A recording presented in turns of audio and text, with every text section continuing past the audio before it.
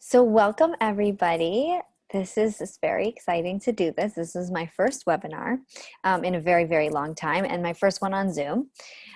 So hopefully it is good with the technology works okay. And everybody can hear me okay? Somebody maybe write in the chat if you can hear me, okay? Okay, great. So Great. So welcome. My name is Rivka Sidorsky, and I'm an AASECT certified sex therapist and a licensed clinical social worker and a board certified supervisor. And I'm in private practice in Silver Spring, Maryland, and we also have an office in Livingston, New Jersey. Right now we are doing teletherapy and serving people in the Maryland, DC, Virginia, and New Jersey, New York area. I'm just very excited to have this webinar and just to help people during this time. So, and please feel free to ask questions in the chat, and you can ask them privately on the to me privately so that nobody will necessarily know where they're coming from. So feel free to do that. And let's see. Okay, great. So let me get my PowerPoint up.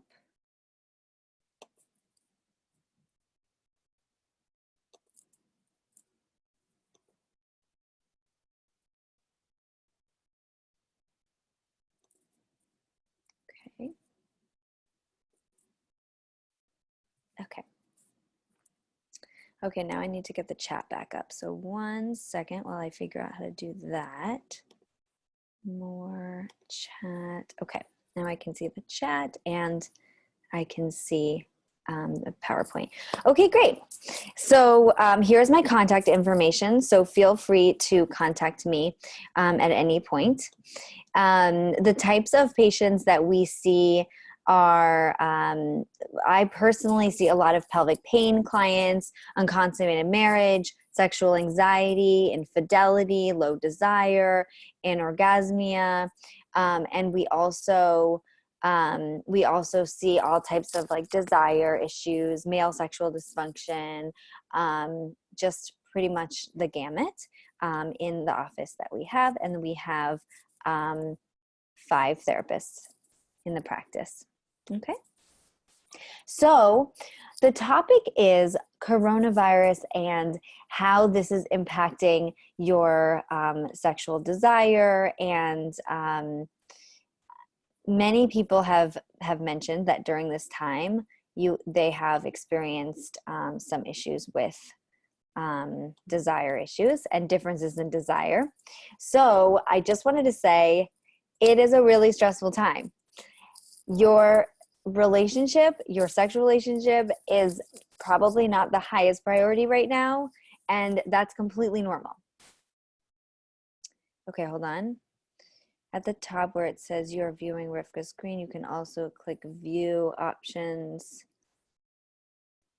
fit to window in case you can't see the whole slide. Okay, thank you for saying that.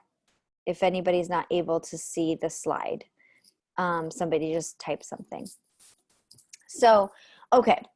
Yes, I just wanted to validate that it is a very stressful time, and just, dealing with the stress of everything that's going on and dealing with your family, maybe your kids, your health, other people's health, basic needs, financial needs, the home. I mean, many people are doing, 3 full-time jobs, right? They're doing the job of full-time stay-at-home mom, full-time working from home, and full-time house cleaner, right? Full-time teacher.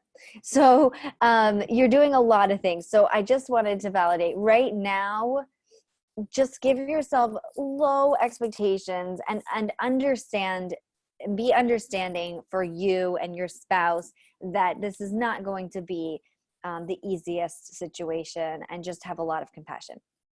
Okay. It is normal if you experience a decline in sexual desire because of stress. Okay?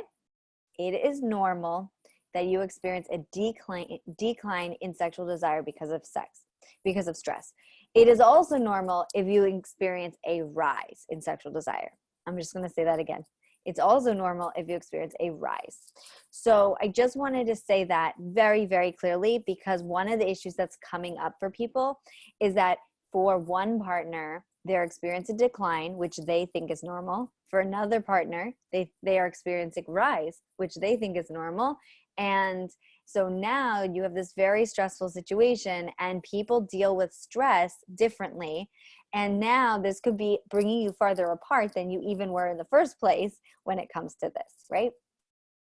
So dealing with difference in sexual desire exists in most marriages. But right now, you might just be a little farther apart than you normally might be. So that might cause a little bit of an issue, a little difficulty. Okay.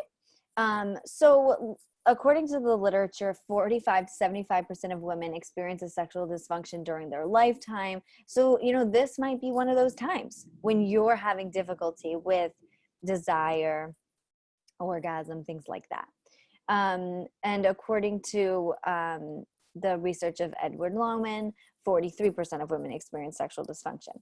So, it's a very high number, and I just wanted to put that out there, that if you're experiencing issues with desire, orgasm, pain, etc., these are, that is, look at the statistic. I mean, that is a staggering number.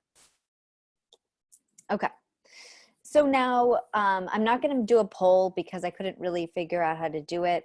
But you feel free to take a guess in the chat. How long would you say the average woman takes to reach orgasm? Let's see what people think. You're welcome to put some answers in there. If we don't want to do it, somebody's saying 5 minutes. Let's see if there are any other responses. 40 minutes, 20 minutes. If anyone wants to take a stab at it. So the average woman, 45 minutes. Somebody's saying the average woman, 9 minutes. Okay. The average woman takes 45 minutes to reach orgasm. 45 minutes. The reason why I'm telling you this is because a lot of times people are not giving themselves enough time. And this goes for men and for women. So if you don't know what is typical or what is normal, or what is, I guess normal, then you might be judging yourself that here you are under a lot of stress, and now it's taking you longer to reach orgasm, and that for you, whatever number that is, but I'm just putting it out there that for the average woman, it takes 45 minutes. Okay.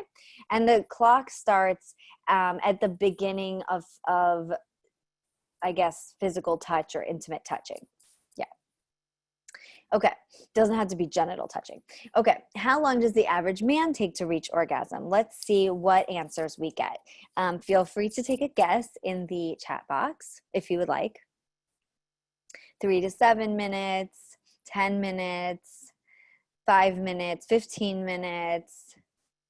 Well, people are definitely in the right ballpark compared to the women, right? 5 to 10 minutes, 9 minutes. Okay, so the average man takes from 2 to 5 minutes.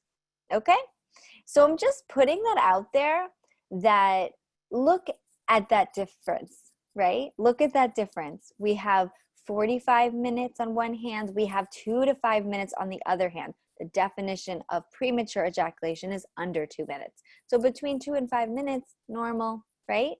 So again, we need to know these types of things just so we can better navigate, if things are taking us longer, but maybe that's totally normal that things will take us longer. And then during this time, that's completely normal as well.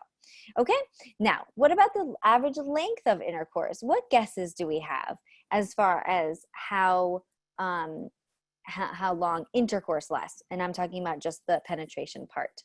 20 minutes, 35 minutes, 12 minutes.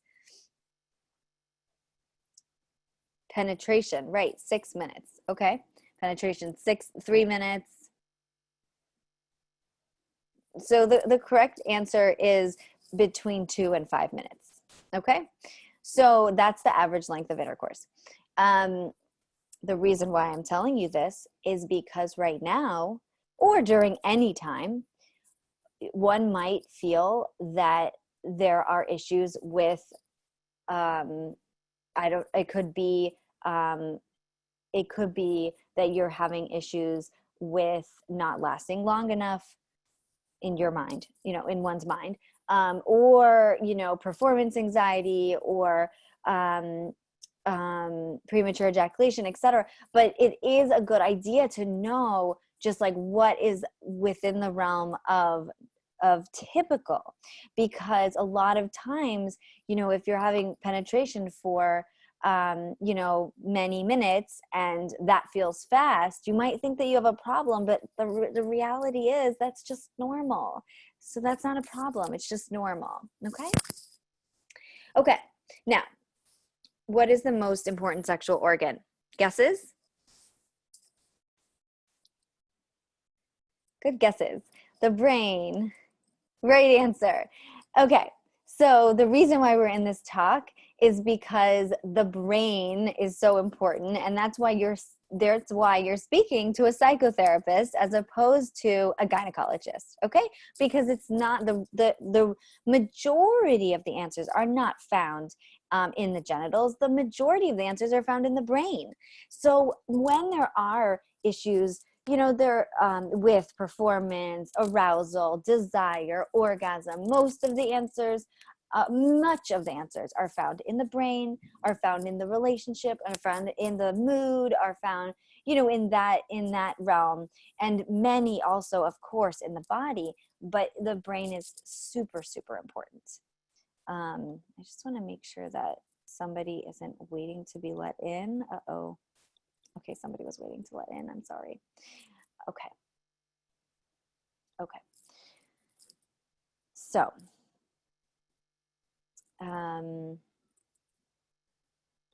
okay. Now let's talk about expectations. Especially during this time, I think it's very important that couples talk about what are their expectations. Some people are saying to me, we're home. We're not traveling for work like we used to. We're spending all this time together. Some of our social obligations are limited or reduced or eliminated. So we have all this time. So therefore they're expecting, that means more sex. And other people are saying, well, we're home. We're around each other all the time. I see you all the time. So now I'm expecting less sex because I feel like we see each other all the time. What's there to miss about each other? So, I'm really seeing both.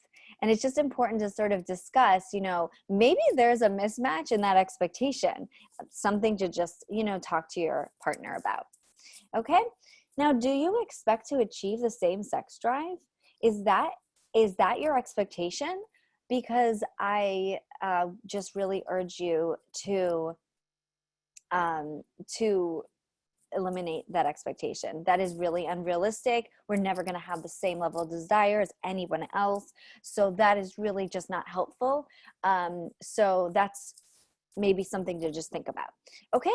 How often do you as a couple expect to have sex or hope to have sex? That will be something that maybe you guys could talk about, especially during this time. If everybody is home and work trips are eliminated and this and that, this might be worth a conversation.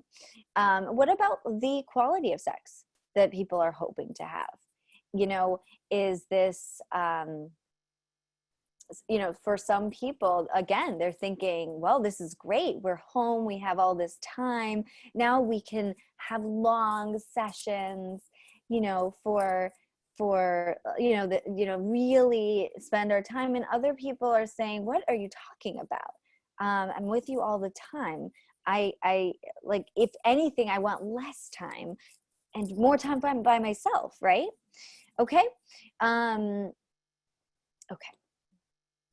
I want to introduce you to how men work versus how women work. I think this is very important because they work so differently that this might be generally helpful information. Okay, so according to Masters and Johnson's, the male model of sexual response goes like this. There's excitement or pleasure, there's basically orgasm, and there's basically resolution. It's very linear. Okay, desire, orgasm, resolution. Okay. Now, this is how men work. Unfortunately, the ladies' magazines have not exactly caught on to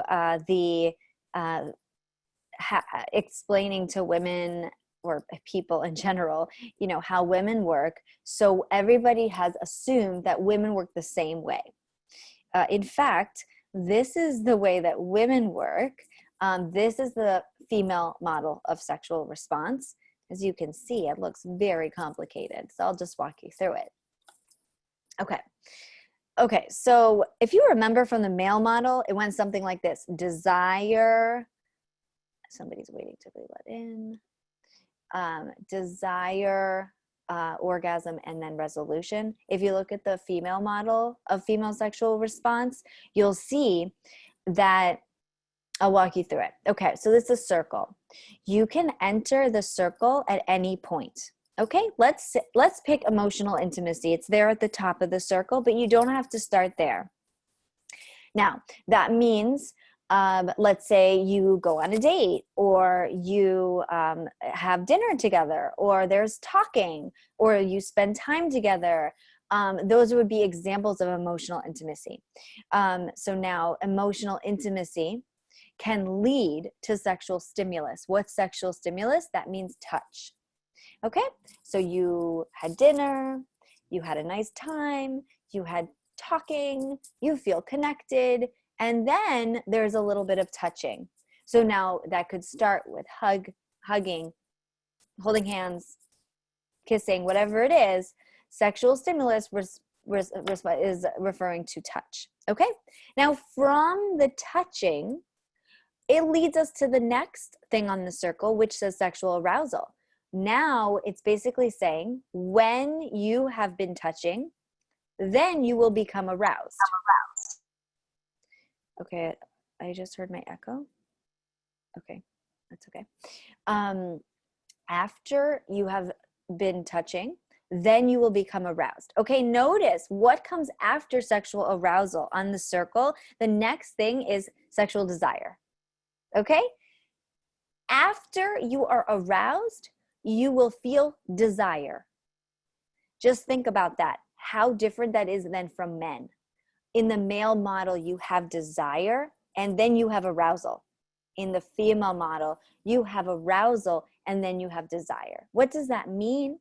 That means you will likely only desire sex after you are aroused. You will likely only desire sex after you've become aroused. Okay, let that set in. That is unlike most of what we think is normal. Okay, now you have desire. Okay, after you're aroused, now you think, well, now that I'm aroused, I would like to have sex. Okay, next comes emotional and physical satisfaction. That's referring to potentially, but not always, orgasm, but this could be satisfaction, which it could include orgasm or not. And you're feeling good, you're feeling satisfied, you're feeling connected, and that will lead you again to the emotional intimacy in a few days. Okay? That is how women work. Now, if you notice in the middle of the circle, you'll see spontaneous sexual drive. See how that's dotted lines. Now, what that means is that only 20%, 20 to 30% of women will experience spontaneous sexual desire. What is spontaneous sexual desire? Spontaneous sexual desire is when nothing has happened to you, nobody has touched you, and you spontaneously think to yourself, it would be nice to have sex tonight. And that motivates you to act, to go ahead and do something about that. It could be something verbal, it could be touching, whatever it is. Nothing had happened. Let's say you're just in the kitchen, you're doing the dishes, and you just spontaneously had a thought. Oh, it would be nice. You spontaneously had a desire. Okay. Now that is called spontaneous sexual drive. If you remember from the male model, that is typically more common with men, that men will typically have more spontaneous sexual desire, which will then lead them to the pleasure and the arousal, which will then lead to orgasm. Okay. Remember that men started with the desire first. Okay.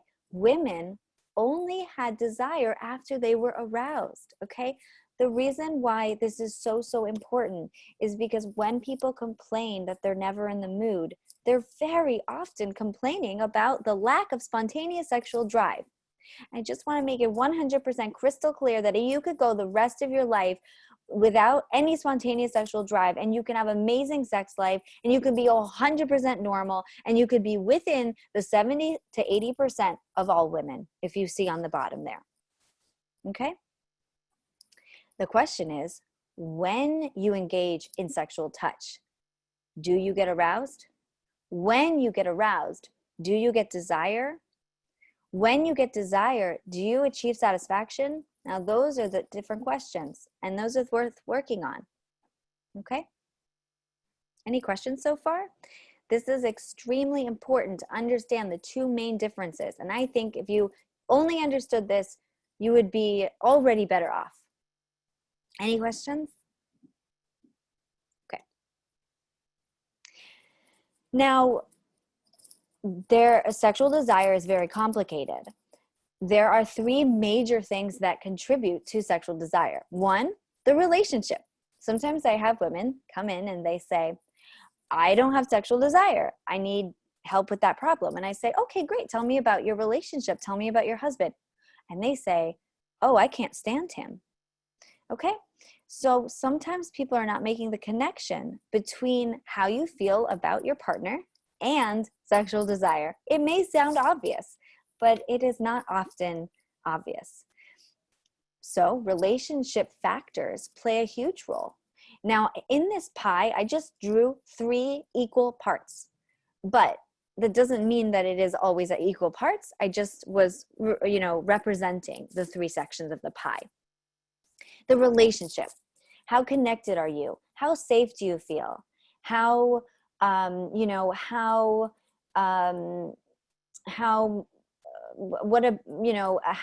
the balance of housework and chores, and how do you live together, cohabitate, how do you get along? Do you share similar interests and values? How are your family, what are the family values like? Just so many things that can contribute. Just how is the relationship? Is there a lot of arguing? Is there a lot of fighting? Those are things that are definitely going to contribute to sexual desire. Somebody is asking, does that small percentage of women, 20%-ish, who experience spontaneous sexual desire wane with age as men's spontaneous desire does with age? Yes, that's usually related to the levels of testosterone. In addition to other things. Now, what we have found is that women who have higher levels of desire in their 20s, they do decline, but they continue to be above the average woman as they decline. So if the average woman is right here and they decline, if you had higher desire when you were 20, you're likely to have higher desire when you're 40 from the average 40-year-old or 80-year-old, okay? So if you're 80 and you used to have high sex drive, you are likely to continue to have a high sex drive compared to your age mates. Now, this does decline over age, with age for men and for women. So that is perfectly normal, and that is hormonal based, but it's also other factors like relationships, psychological. So now, interestingly, orgasm is usually peaking in midlife, but desire usually declines over the lifetime. For women, that is, for women. Okay.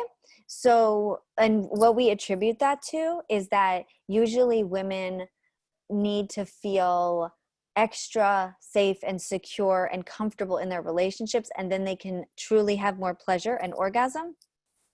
They usually find that, excuse me, they usually find that when they're in relationships for longer, which is why you're seeing that more in midlife, as opposed to when they're dating and they don't have that same level of relationship security.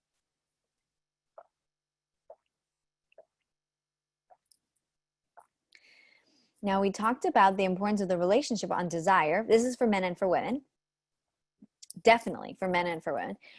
Now, psychological. Now, imagine, anxiety, depression, trauma, stress, you name it. Any of these psychological, factors definitely will play a role in sexual desire. Okay. So, these are things that for yourself, if you're noticing that you're experiencing a decrease in desire or potentially an increase in desire, these are some of the where you could find the answers for yourself. Like, what's going on with me? Am I more anxious? Am I having problems with the relationship? Am I more depressed? Like, those would be places to find the answers to these questions. Okay, the last section is physical, for sure. What's happening with your body? Weight loss and weight gain, insomnia, medications, high blood pressure, diabetes, pregnancy, postpartum. So many physical conditions will also play a role on the physical part of the pie. Okay. I have a urologist friend who always says, I can fix a man's penis, but if he has performance anxiety, related to the wife, it's not going to work. Like nothing she's going to do will actually fix that if the psychological is just going to overpower the whatever physical help she can give as far as the medications. Yeah, so it's extremely important. Okay. Now, a lot of times the higher desire spouse will frame their need for sex as a need. So let's talk about that a little bit. Is sex a need or a want? People often frame sex as a human need.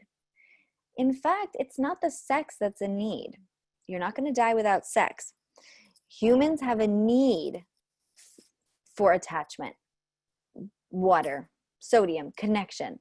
These are needs, 100% needs. They've done the studies in the orphanages, right? Where unfortunately, children can literally die from lack of attachment.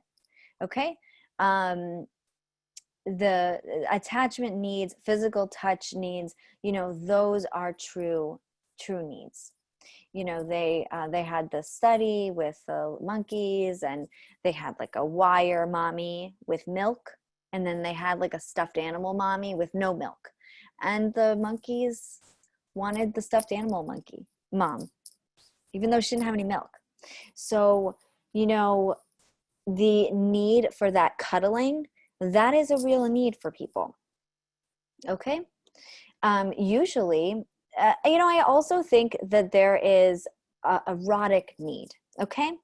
That's not to say that has to be explored in one way or another, but people do have a need to fulfill their erotic side or their erotic needs. And again, this could look different for different people. For some people, this could be done by themselves. For some people, this could be done in the relationship. This is not necessarily saying that you need sex. It's saying we are complete beings. We have many different facets to us. One of the facets is that we have this sexual self. We have a sexual side. We have an erotic side, right? And we need that to come out in some way. That is, but like I said, that's different from a need for sex. So, let's think about what is it that we really need. Or if your husband or wife is saying that they need more sex, maybe it's worth really figuring out what is it that they need.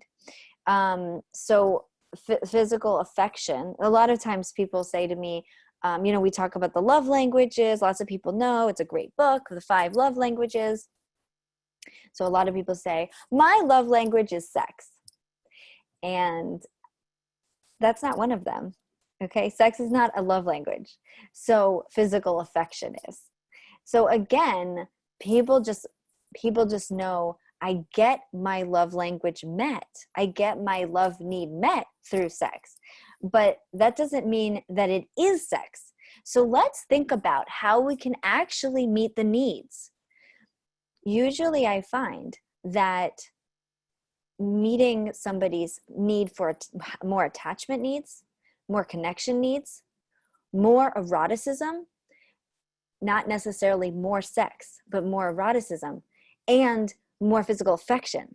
Those are the ways that we get people to get their needs met. And we don't necessarily have to have any more sex. We just have to have better sex and meet these needs. And usually I find the answers lie in that area. Anybody have any questions about this? Okay, let's talk a little bit about pity sex. Okay, do you remember how we talked about the model of somebody's asking, how do I define erotic?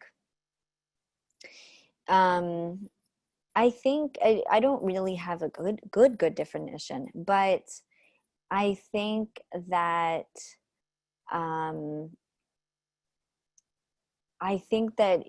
we have these different sides to ourselves. So I guess I don't know, for lack of a better word, I have to say that there is a sexual side to everyone. And I guess the sexual side is the same as the erotic side. It's, I don't really have a great definition. I'm sorry. I think you know it when you see it, right? You know it when you feel it. Yeah. Okay. Let's talk about pity sex. So remember how we talked about how in the model of female sexual response, we had, for example, emotional intimacy, and then we had touch. Then we had, okay. So in that scenario, it went something like this. Oh, I'm having a really nice time. I'm feeling good. I'm feeling connected. So then let's say one partner is like, okay, so should we like go into the bedroom and maybe there's some touching? And the other person's like, yeah, I mean, I'm not aroused right now, but everything's going fine. And maybe I can get there. Okay. So the person's like open and they're not aroused yet in that scenario, but they're thinking to themselves, but maybe I can get there. So then they touch, and then when they're touching, they are trying to become aroused. Okay. In that scenario, that's not pity sex. Okay. Now the definition of pity sex is when you get into bed and you agree to have sex. You say, okay, like, let's have sex. And you say to yourself, but I'm not going to get aroused. A lot of people do this. They say to themselves or out loud, they say, okay, well, let's just make it fast. Or they say, all right, like, if you really want to have sex, we can have sex, but like, I'm not that into it tonight. So what they're really saying is, I'm not planning on getting into it. This is a really bad idea. You don't want to do this. Many people call this maintenance sex, duty sex, pity sex, whatever you want to call it. The main idea is when you start, you're saying to yourself, I'm going to have sex, but I'm not trying to get into it. I'm not trying to get aroused. In fact, I just want this to go as quickly as possible so that it'll be over and I can go to sleep. I get why people do this. People do this because they People do this because it's gotten late and they have other priorities. They want to go to sleep. They're concerned about, what time they have to wake up in the morning.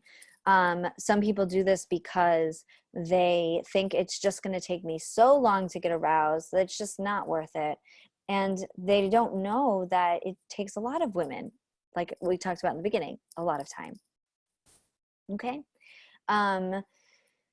This is really bad for both partners. This is really bad for the man and the woman. So let's say it's the woman who does the pity sex. It's more common for women to do this. So let's say it's the woman who does it. This is not good for her because it trains her brain that sex is just for him and I don't get any pleasure out of it. And this is something I just have to do. Okay? And this is not good for him because he does not get his erotic needs met. He might be having sex, but he doesn't actually get this fulfilled. Okay? So he's going to be left unfulfilled. So which means that he's going to come a knocking sooner because he's not actually fulfilled from this experience. So really, this is really not going to work for this couple, and because she's saying, oh, let me just get this over with. And then a few days later, he's back, back and interested because he really wasn't satisfied.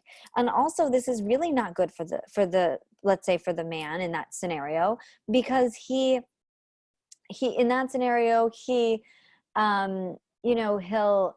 feels, sometimes men in that scenario feel like very mixed feelings, like they're using their wives, or like, it doesn't feel good at all to have sex with somebody who's not aroused at all, or who's not into it at all.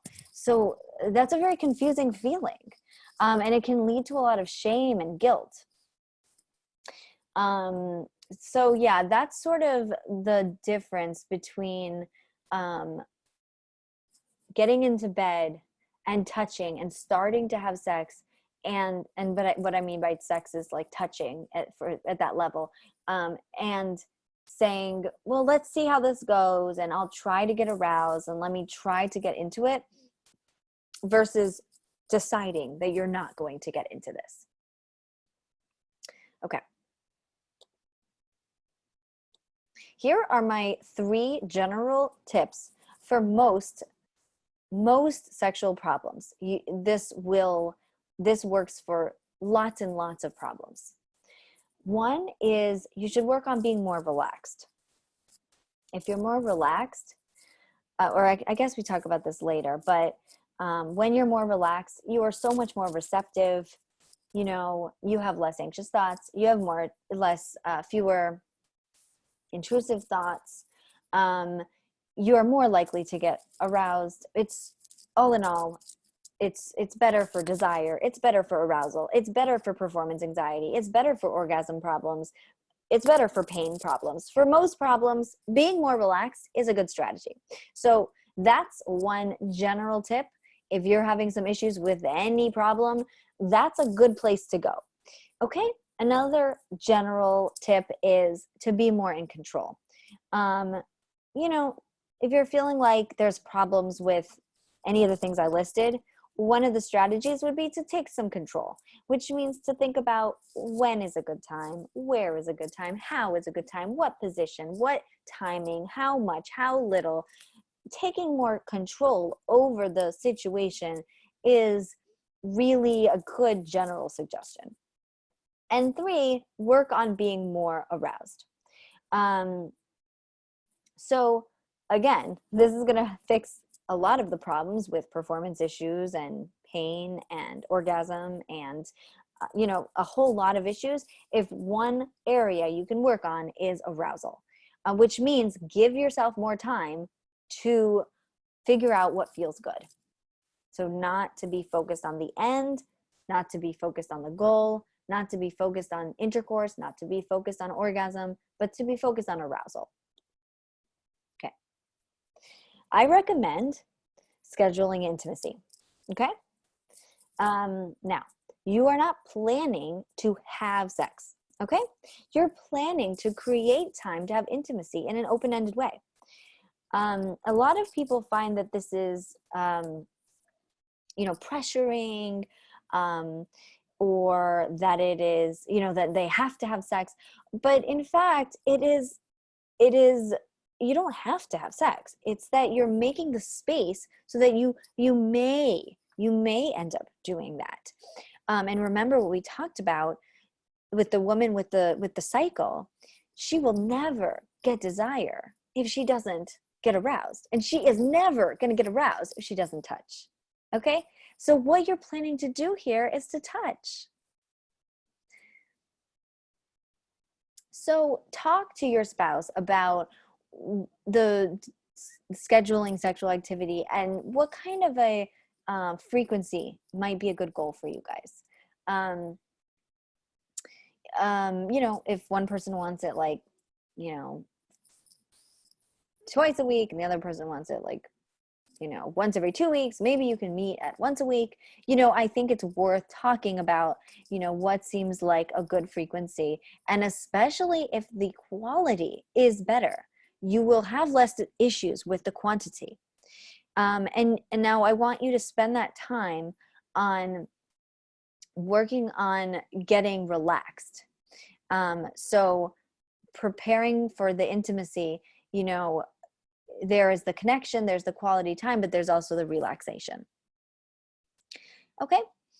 If you schedule intimacy, neither of you has to be the one to initiate. And this is another benefit. A lot of times the higher desire spouse initiates a lot, or they want the lower desire spouse to initiate because then they'll feel more desired. There's lots of scenarios, but the bottom line is that it's nice for the higher desire spouse not to always be the initiator. So if you just schedule it, neither has to initiate. And that can be really equalizing. Okay.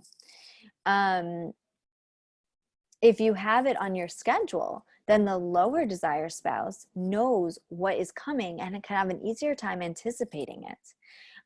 So a lot of times sex can bring, stress or anxiety or,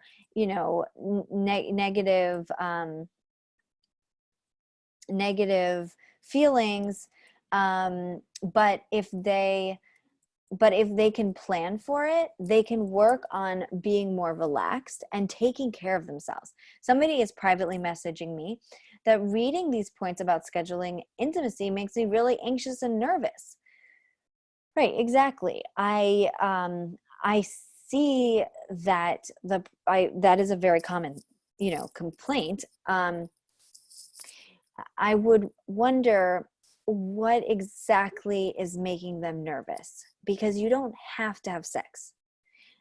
The point is that I would imagine that when this person has sex, they don't necessarily have a very easy experience. It's sort of like if you like ice cream and your best friend is like, hey, let's go to the ice cream shop later. Obviously you don't have to eat the whole bowl of ice cream that you get served. But if you like ice cream and your friend is like, hey, let's go get ice cream, you're like, great, because I like ice cream, because I like it when I eat ice cream. So it's probably something that I will like to do.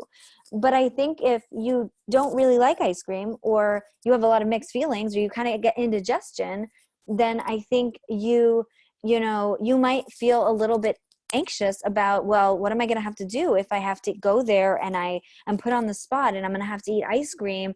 And what if my stomach doesn't feel right? So what I'm saying is this person probably needs to work on enjoying themselves in the moment. So this person needs to work on the arousal. They need to work on making sex more enjoyable and more relaxing. And something about it is giving them anxiety or performance anxiety or pressure, or it is not enjoyable for some reason. So, I mean, if you like ice cream and your partner is saying, let's go get ice cream. The idea is that that should be a good thing. And if it's not, you want to think about, why is that something that I am getting nervous about? What is the problem there? What is it that I don't like about it? Is it that I like ice cream, but only in certain circumstances? Well, then you want to think about, what is the pressure element? That sounds like a pressure issue. Okay. So, waiting to be in the mood and to have sexual desire will likely take weeks to months. Like we talked about, if you wait to have a craving to eat ice cream, you might be waiting a long time. That is, I like to say that it's like, if you're having, some people might have a craving for chocolate, and they might crave chocolate to the extent that they're going to get in their car and they're going to drive to CVS and they're going to buy some chocolate and they're going to come home and they're going to eat it.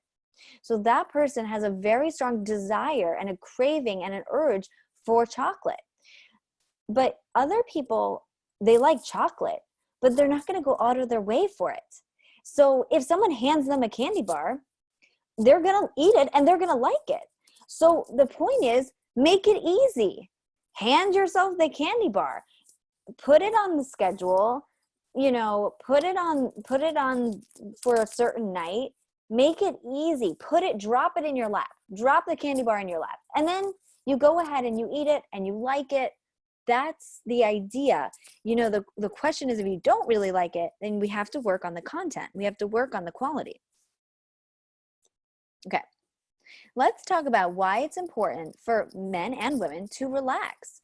So there was a study done with rats, and they put the rats in a neutral environment. And there were some things that the rats liked, and there were some things that the rats didn't like. And then they put the rats in a stressful environment. They stressed them out. They put heavy metal music, and the same rats did not like the stuff that they didn't like before, and they didn't like the stuff that they had previously liked. So when they were stressed out, they didn't like anything. Then they took the rats and they put them in like a spa, and they gave them like Enya music, and they like massaged their muscles, and they relaxed the rats. And what happened was, the rats liked the stuff that they had previously liked, and they liked the stuff that they had previously not liked. The point of this is that humans are not so different from this. When you become more relaxed, you will be more open to more things. You will be more open to things that you might not typically think you would be into or find pleasure from under a normal circumstance. It's scientifically proven. Now, so I think it's very important that you figure out, what are some things that you can do before intimacy, the scheduled sex, whatever it is that you call it, that will make you more relaxed. That might mean you take a walk, you take a shower, you read your book, you listen to music, whatever it is. Maybe you have a long back massage. Maybe you just need him to rub your back for a long time. Maybe you need, alone time. Whatever it is, it's really important that you figure out, what is it that I'm going to need to be relaxed? And then you're going to be much more successful. Okay. Let's talk about the phases of arousal. Okay. A lot of people think that, so a lot of people are kind of work under the schedule that they kind of get into bed and, a couple minutes hugging or caressing, and then they swiftly move on to breasts and genitals. Okay? Now, the reality is that many people are getting into bed and they're not even at a neutral. If you look at the phases of arousal, I label the phases of arousal from -10 to +10. It doesn't even start at 0. It starts at -10. -10 to -5, I defined, this is, designed this. -10 to -5 is very anxious, angry, upset, stressed out, okay? This will be probably a no-go for sex that night. -5 to -2 is you're still pretty anxious, you're angry, you're upset, stressed out. A lot of women start out here like every day. Like many days they're on the -2 to -5. Okay? So this might be you. Or people, I guess, not just women, people. -2 to 0 is like you're slightly stressed, agitated. You know, again, this could be like lots of people's baseline. Okay? 0 is like you're just neutral. Not aroused, not so stressed out. You're just neutral. Okay? +1 to +3. Now here we are in more phases of arousal, right? Here we are with your experience a calm, relaxed, cozy, and warm sensation in your body. A 3 to a 6 is you're having a lessening of active thoughts in your mind. Perhaps tingling breasts, genitals, feeling of engorgement or lubrication may begin to occur. Now, 7 to 10, you have a reduction of active thoughts, a reduction of self-conscious thoughts. My screen is being blocked. Let's see what else I said here. You have warmth in the body, all over the body, okay? Now, yellow zones and red zones may become green zones. Now, what I mean by that is there are some parts of your body that are pretty safe to touch. Green zones, okay? Maybe it's your arm, maybe it's your head, your neck, I don't know. Green zones, it's fairly safe. Then you get the yellow zones that are like, oh, okay, I have to be like kind of in the right mindset in order to be touched in a yellow zone, okay? I have to be like maybe slightly aroused or like, you know, just watch out a little there with the yellow zones. And then we have the red zones. Red zones are like, you know, for some people, like particularly difficult zones. You know, so what's happening in the phases of arousal is that the yellow and the red zones are turning more green and yellow. So things that would be off limits, things that would be, like I said, a no-go zone, those things are going to be turning into possibilities. And the things that are maybe like medium are going to be good. So like, let's say, for example, I hear this a lot. If I had a penny for every time I hear this, woman is in the kitchen, she's cleaning up, and the man, you know, grabs her butt. This is a common problem. Okay, what's happening in that story? What's happening in the story is that in that moment, that's like a yellow or red zone, but he acted as if it was a green zone, okay? And it would have been more conscientious to just, you know, touch your arm somewhere that's a green zone, okay? So as you're becoming aroused, you're noticing that you're becoming, your mind is thinking less, you're not getting those invasive thoughts about, you know, what you're going to do tomorrow, or I have to remember to email that person, I have to remember to do that. You know, those types of active thoughts are not coming in as much to your mind. You're noticing tingling, warming sensations, engorgement, lubrication, and again, parts of your body are becoming more inviting, or you're inviting the other person to those parts of your body. Okay. Now that we know where we are with our body, let's talk about stages of touch. Okay. Now, remember how a lot of women are starting out in the negative numbers? Not even women, people. People are starting in the negative numbers. You know, -5, -2 is very common to hang out during the day, or to be at some point during the day. You're dipping into a -2, a -5, okay? So now you get into bed, and it is your job to do the relaxation to get you to a 0. Okay, that is your responsibility. Now that you're at a 0, you're going to start with relaxing touch. Relaxing touch is going to get you from the 0 to the 3. What is relaxing touch? It's kind of like the way that you would touch a child, rubbing their back. You know, if you think about it like that, that might be a way to think about it.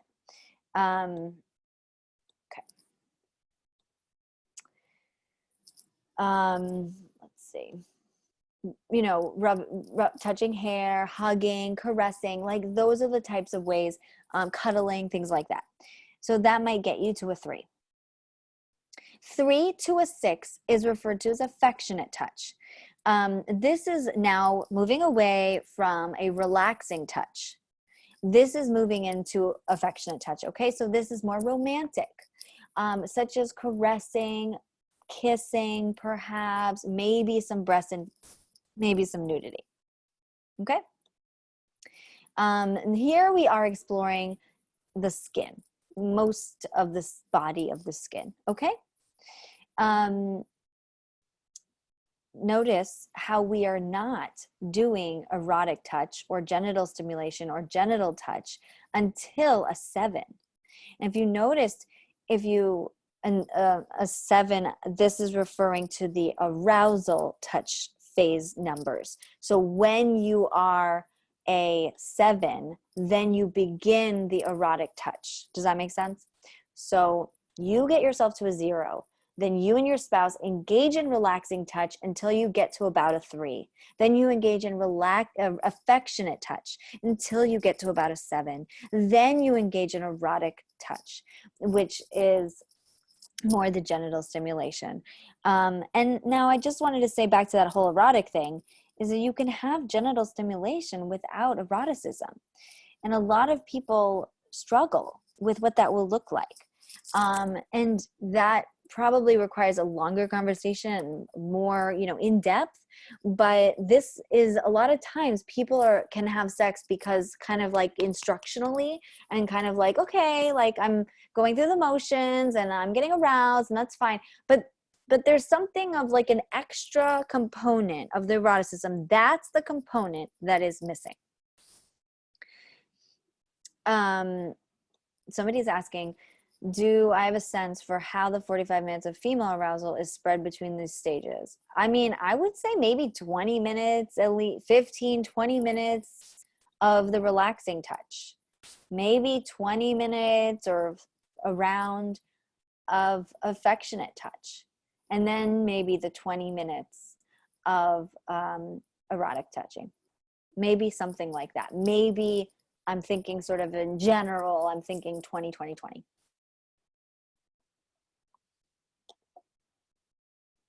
Sometimes, like we talked about before, you just don't enjoy it that much. So the desire is coming from, sometimes the sex is not worth desiring, okay?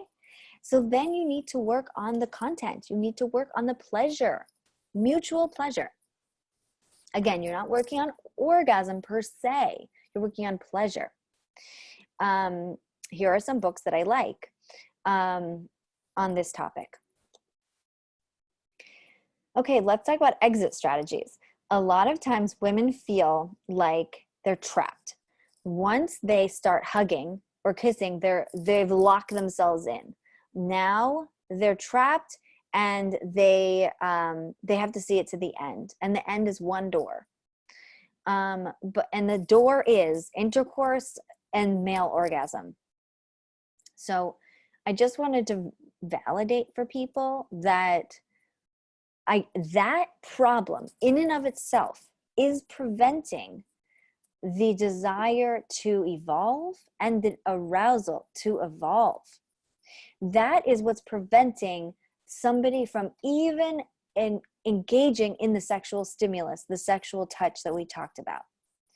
If we can work on redefining some of the exits, then I really believe that people will be more open to engaging in the touch and seeing how that goes for them and working on the arousal and seeing how that goes for them, and having different endings. And sometimes the ending can be, thank you, that was nice, and that's all I'd like to do for tonight. And that is also acceptable. You don't have to finish this. That is an ending. Okay. Sometimes people have trouble because they feel like they don't know what they need in order to reach pleasure and arousal and orgasm. And what I would say to them is to think about, when is it that you have been successful? And a lot of times people do have some story or some information, and they are able to say, when I'm on vacation, when the house is clean, when after eating a lighter dinner as opposed to a heavier dinner. It could be what you ate that day. It could be the quality time and the connection. Like sometimes people really need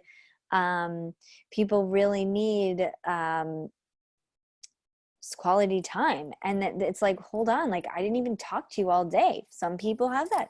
Some people feel like when they took a shower first and they were cleaner. Some people, whatever it might be, I would just urge you to think about, when were you more successful, and you'll likely have more answers there. So think about that. It probably isn't a surprise to know that 1 hour of more sleep the night before is associated with a 14% increase in the odds of engaging in sexual activity the next day. So perhaps one strategy is to think about when you are more rested, or to get more rest. And then you will probably have more success with desire and arousal. Like we talked about, more foreplay being part of the plan. Aim for at least 30 minutes or so. Many people are having sex, meaning the whole story, the whole start to finish, lasting less than 10 minutes. And that's why in the beginning, I wanted to educate you on the lengths of time required, and the average lengths of time. So you realize people are rushing this and they're not giving themselves enough time. Many people feel that so everyone has these different parts of their identity. We did sort of talk about this before. You have your mother, father side, sister, brother, son, daughter, spouse, friend. We also have that sexual self, right? This is not the self that we bring to each of these different relationships. This is one part of yourself.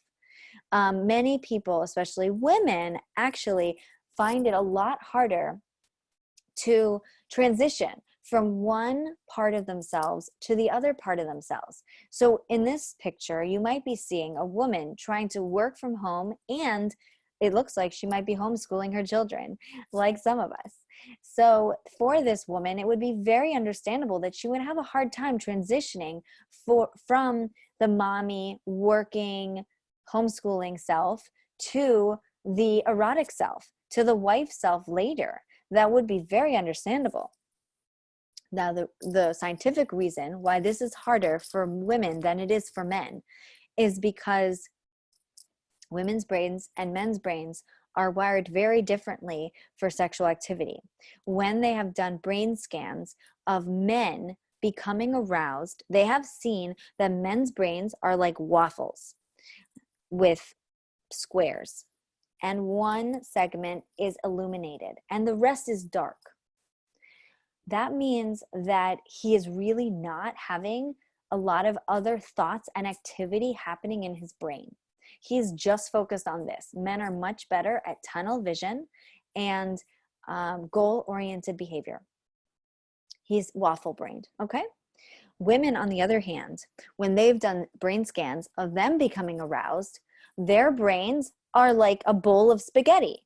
They are illuminated all over the place, which means that they're having lots of competing thoughts and distracting stimulus happening inside of their brains, and they are thinking about what they have to do tomorrow and their laundry list and their shopping list and their, you know, all these other things, and that is competing in their brain, and that is preventing them from becoming more aroused. So this is referring to a spaghetti brain. So what you need to do in order to get from your spaghetti brain into the erotic self, the sexual self, is you need to create that buffer. You know, for some people, like we talked about, that's maybe part of your relaxing time, but that might mean you need to take a shower, take a walk, whatever it is to make your buffer, read, be by yourself, spend time with your spouse, whatever that might be. It's more likely that women are going to need that buffer, and that's because of their brains. Okay? So if you ever wondered why men can transition like that, that's the reason. And there's nothing wrong with you as the woman if she isn't able to transition like that. That's very normal. Okay? Now, let's talk about the higher desire spouse. It's important to help the higher desire spouse figure out what his or her unmet needs are. This is like what we talked about in the beginning. Feeling loved, feeling affirmed, feeling validated, feeling intimacy and attachment. It's very important that you focus on, because a lot of times the higher desire spouse will say, I need more sex, or I want to have sex, or the answer is that we need to have more sex. The thing is that what's really happening is that there are other needs being met when they're having sex. So they know they get their needs met when they have sex, but that doesn't mean that that is the need. So it's very important to figure out what is actually the need. Another thought is that sometimes the higher desire spouse is using sex as a way to emotionally self-regulate. So a lot of times this could be the man or the woman. Certainly this doesn't discriminate. A lot of times people use sex to manage their anxiety or their mood or the OCD or trauma, whatever it might be. So it's important to sort of just think about if that might be the case. You would likely see the warning signs of someone like this is somebody who is like, I need to have sex every 3 days. Otherwise, something bad is going to happen to me. Like I'm going to start to get really cranky. I'm going to start to get very moody. I'm going to start to get in a bad mood. Like my mood is dependent on us having sex every 3 days. And that is a very common indicator that this person is using sex as a way to calm themselves, regulate themselves, because what is happening is that, you know, the sex is calming for them. And let's say the orgasm is a way that they are relaxing themselves, and they have all these chemical boosts and these chemical reactions that make them feel better. So that's a very valid thing to get as a reaction to sex. But that's what they need to realize, is that they're using sex as a way to emotionally self-regulate. And what should really happen is that they should learn to manage those feelings in other more healthy strategies, such as therapy, exercise, medication, meditation, things like that. So if you're noticing those type of warning signs, then I would say that is one of the issues. And then that can cause like a really bad cyclical cycle for the partner, because then they will desire sex even less, because they're just sort of like maintaining the other person's emotional health. This is a really tricky situation, because the higher desire spouse feels like, I'm out of control because I need you to regulate me. And the lower desire spouse feels that they're out of control because they are needed to regulate the other person. They don't have the control to say no because the other person needs them, just like a baby might need a mother, right? So this is really one of the issues that I would see a lot. And, let's, it's something to think about. If you're approaching sex because you want to connect, because you want to have mutual pleasure, because you want to be close to each other, because you want to express your feelings for one another, you want to have intimacy and closeness, and those are usually more healthy indicators. Okay, so we've reached the end, and I'll be happy to take questions for a few minutes if anybody has any questions.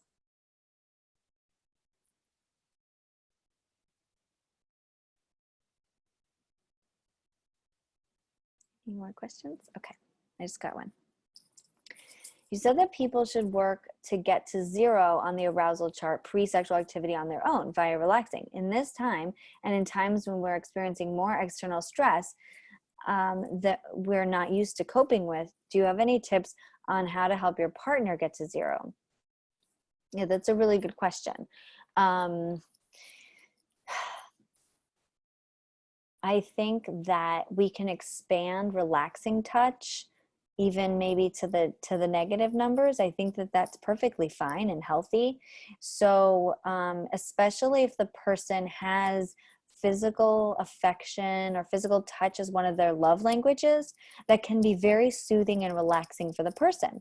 So for example, maybe using more physical touch to help them relax. This might include showering together. This might include back massages. This might include, just like rubbing their head or their scalp or their hands or something.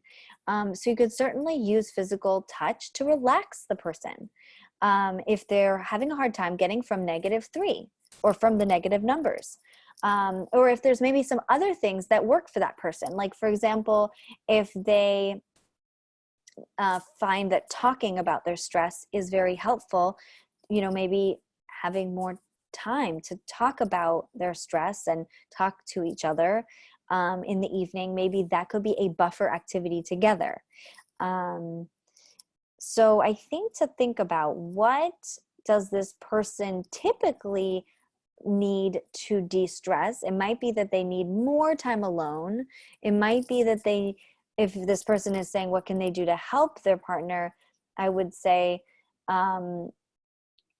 it depends on what your partner needs. Like, for example, if your partner is very stressed out by a messy house and you don't have your cleaning lady anymore, then during this time, it would be very helpful to help them get from a negative number to a 0, to help them clean, or to clean the house, or to take care of the children, or to do housework.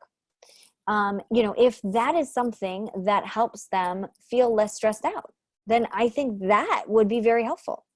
And like I said, if the person needs quality time, talking, if the person needs to talk in order to feel more relaxed, if the person needs touch in order to feel more relaxed. So I would say try to think about what does the person need to feel more relaxed, and try to do that. Okay. How does the fear of an unknown ending of COVID impact relaxation overall? How's the fear? I mean, I think that one of the things that I noticed is many of my clients, when I would get on the phone, on the video with them, they're telling me, I've been reading the news all weekend. I haven't gotten off the news. I've been watching the videos and I've been on the news. And, whether it's, this situation with the COVID or it's the protests, I mean, the news is filled with all this stressful information, and it's just not helping them. So I mean, I think it's pretty clear that they're going to need to limit their news exposure and focus instead on things that will help relax them. We are very porous, and what we see in the news or in life, or what we see and what we smell and what we hear, it goes right inside of us. So I think that that's one strategy to avoid that stimulus, the stressful stimulus, as best as you can. What's a normal amount of per week for couples to have sex? The average for a married couple is once a week. The average for an older couple, like later in life, in their 70s, is once every week and a half. So throughout the lifespan, people are approximately having sex once every 7 to 10 days throughout adulthood. And the person's asking for the recording. I'm going to be emailing out the recording to the group after I receive it from Zoom somehow. When I have the link, I'll be emailing that out to everyone. Okay, so if anybody would like any more help, or if they would like to schedule a time to meet with any of our therapists, you can feel free to be in touch with us. And also feel free to know that it is also non-committal. It's not like you're signing up for like this undefined amount of therapy. We are also open to one session, one consultation, of a small group of sessions. It doesn't have to be this ongoing relationship. So however we can be helpful for you, we are there. And if you have any other ideas for webinars, you can also feel free to email me, and I'm happy to do more webinars. Okay, so I will end the meeting, and I hope everyone enjoyed, and have a great night. And I hope everybody stays healthy and has, much health and happiness in their lives. Thank you.